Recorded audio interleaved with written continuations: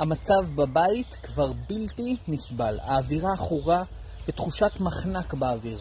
ברור לכם שהגיע הזמן לסיים את זה. אבל מה לעשות שכשהתחתנו אף אחד לא הסביר לנו איך יוצאים מהנישואין?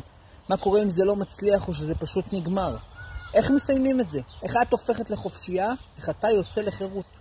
אז בואו לסיור קצר בשבילי הגירושים, ככה שנבין פשוט איך עושים את זה. זה לא כזה מסובך.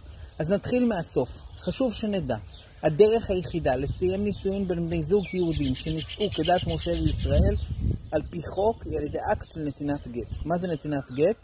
כשבעל שם גט ביד של אשתו, הנישואין הסתיימו.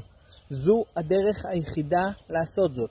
אז איפה הבעיה? הדבר הזה חייב להיעשות בהסכמת הבעל והאישה. אם אין הסכמה, אי אפשר. מה לעשות? בהרבה מאוד מקרים אין הסכמה. אי הסכמות זה דווקא די מאפיין זוגיות במשבר כזה. אז מה עושים בכזה מקרה? האם אני אשאר כבולה לנצח? על זה ועוד בסרטון.